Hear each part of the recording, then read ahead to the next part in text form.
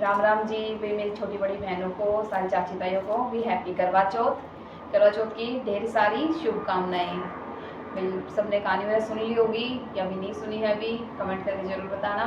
अब भाई मैं जा रही हूँ कहानी सुनने के लिए अपनी जेठानी के वहाँ पे। अब आपको वहाँ पे दिखाते हैं। ओके भाई। अब हम सुनेंगे गणेश जी महाराज की कहानी, उसके बाद करवा चौथ माता की। एक अंधी बुढ़िया माई अपने पति, बेटा व बहू के साथ रहती थी। वे लोग बहुत गरीब थे।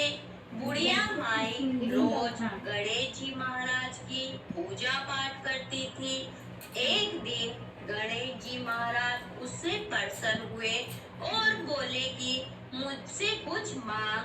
तब बुढ़िया माई ने कहा कि मुझे तो कुछ मांगना ही नहीं आता। तब गणेश जी महाराज बोले कि तेरे बेटे से पूछ ले।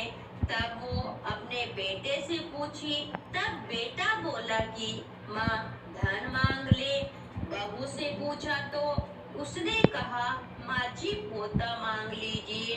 तब बुढ़िया माई ने सोचा कि ये दोनों तो अपने अपने मतलब की बात मांगने को कह रहे हैं। सो उसने पड़ोसन से पूछा। पड़ोसन बोली तुम क्यों धन मांगो, क्यों पोता मांगो, अपने लिए भी कुछ मांग। अपने लिए आंखें घुटने मांग ले। तब घर आकर बुढ़िया माई ने सोचा कि ऐसी कोई चीज मांगू कि जिससे बेटा बहू भी राजी हो जाए और अपना मतलब भी निकल जाए। दूसरे दिन गणेश जी महाराज आए और कहने लगे कि बुढ़िया माई कुछ मांग ले। तब बुढ़िया माई बोली दीदा घोड़ा देवो, सोने के कटोरे में पोते को दूध पीता देखूं। अमर सुहाग देवो, निरोगी काया देवो, सभी सुख देवो।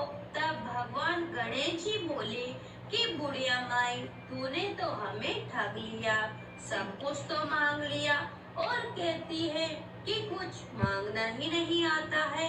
पर ठीक है, ऐसा ही सब कुछ हो जाएगा। और अंतर्धान हो गए। बुढ़िया माई के वैसा ही सब कुछ हो गया। हे गणेश जी महाराज, जैसा बुढ़िया माई को दिया वैसे सबको देना, सबका भला करना। तो बोलो विनायक जी महाराज की जय हो। तो उन्होंने अपनी बहन से भोजन करने के लिए कहा।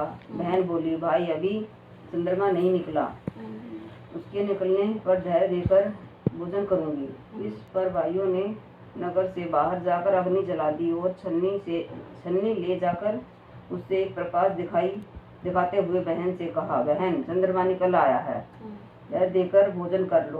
बहन अपनी भाभीियों को भी बुला लाई कि तुम भी चंद्रमा को अर्घ्य दे दो, किंतु वो अपने पतियों की करतूत जानती थी। उन्होंने कहा भाई जी अभी चंद्रमा नहीं निकला है, तुम्हारे भाई चालाकी करते हुए अग्नि का प्रकाश छलनी से दिखा रहे हैं। किंतु बहन ने भाइयों की बात पर ध्यान नहीं दिया और भाइयों द्वारा दिखाए प्रकाश को ही अर्घ देकर भोजन कर लिया। इस प्रकार व्रत भंग होने से गणेश जी उससे रुष्ट हो गए।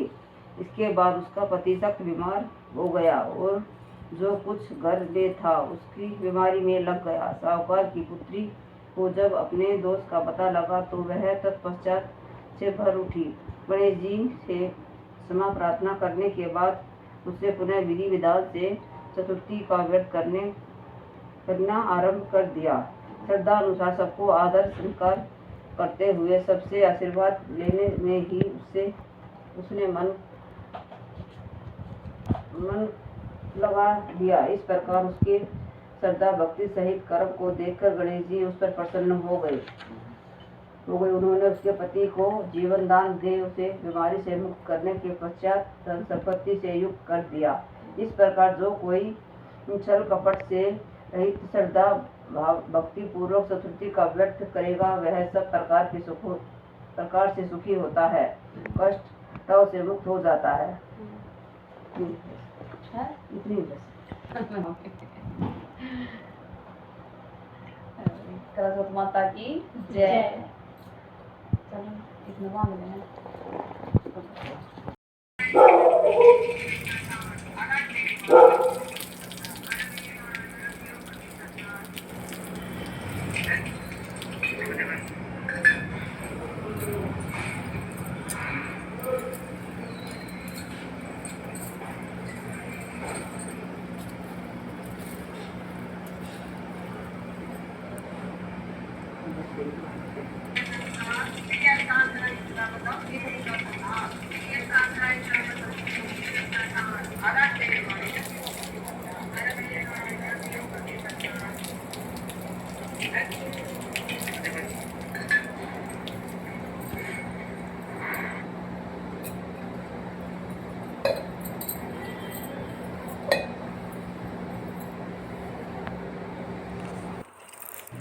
अब हम करवा चौथ माता से आशीर्वाद ले रहे हैं।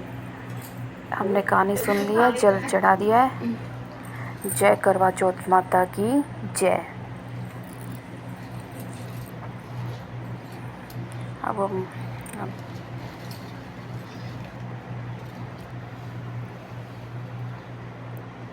अब ये दिया आशीर्वाद ले रही है। मैंने और सरिता ने आशीर्वाद ले लिया।